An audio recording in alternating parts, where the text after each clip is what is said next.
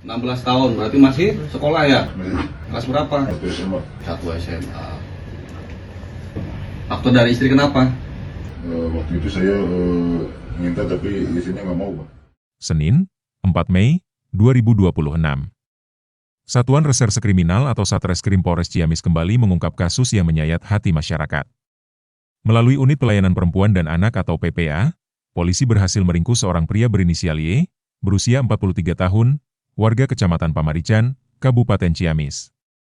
Pria yang sehari-harinya bekerja serabutan ini ditangkap atas dugaan tindak pidana ruda paksa yang sangat ironis. Korbannya, yang kita sebut saja sebagai Bunga, merupakan anak tiri dari pelaku sendiri. Korban diketahui masih berusia 16 tahun dan saat ini masih aktif mengenyam pendidikan di bangku sekolah. Pengungkapan kasus ini menjadi tamparan keras. Mengingat rumah yang seharusnya menjadi tempat paling aman bagi seorang anak, justru menjadi lokasi terjadinya aksi bejat yang dilakukan oleh orang terdekat, Kapolres Ciamis, AKBP Hidayatullah, melalui Kasat Reskrim AKP Carsono, membeberkan cara pelaku menjalankan aksinya. Berdasarkan hasil pemeriksaan, tersangka Y tidak menggunakan kekerasan fisik di awal, melainkan menggunakan tipu daya dan bujuk rayu. Pelaku mengiming-imingi korban dengan sejumlah uang jajan agar korban mau menuruti nafsu bejatnya. Situasi rumah yang sepi menjadi celah yang dimanfaatkan dengan sangat rapi oleh pelaku. Kepada petugas, tersangka Y memberikan pengakuan yang mengejutkan terkait motif aksinya. Ia berdalih bahwa sebelumnya ia sempat mengajak sang istri untuk berhubungan suami istri, namun ditolak. Bukannya menghormati keputusan pasangannya, pelaku justru melampiaskan nafsu bejatnya kepada anak tirinya yang saat itu sedang berada di rumah dan sedang libur sekolah. Alasan ini tentu tidak dapat diterima secara hukum maupun moral, dan hanya menunjukkan rendahnya integritas pelaku sebagai orang tua sambung. Fakta memilukan lainnya terungkap bahwa aksi tidak terpuji ini bukan yang pertama kali dilakukan oleh tersangka. Pelaku mengaku telah melakukan ruda paksa anak tirinya sebanyak 5 kali, terhitung sejak bulan Februari 2026. Rentetan kejadian yang berulang ini telah meninggalkan trauma yang sangat mendalam bagi korban. Kondisi mental Bunga kini menjadi prioritas utama pihak kepolisian dan instansi terkait di Kabupaten Ciamis.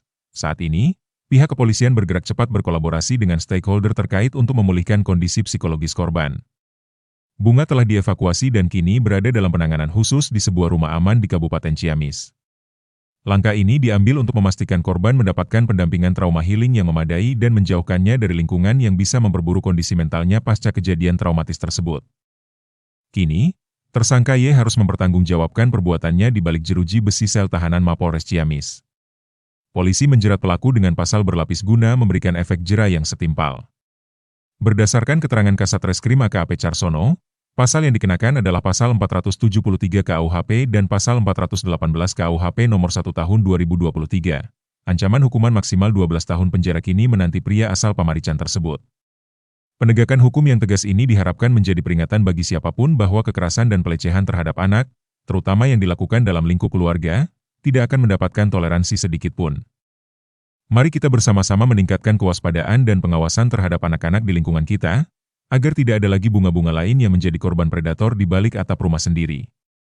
Kami sampaikan bahwa unit PPA Satreskrim Polres Ciamis telah berhasil mengamankan satu pelaku inisial Y, umur 43 tahun, yaitu merupakan ayah tiri dari korban.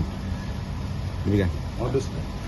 Modus operandi yang dilakukan oleh pelaku adalah dengan cara mengiming-iming, yaitu dengan memberikan uang jajan, dan pelaku Y ini melakukan pencabulan terhadap korban ini kurang lebih sebanyak 5 kali, di mana kejadian tersebut pada saat ibu kandungnya tidak ada dan si korban sedang libur sekolah.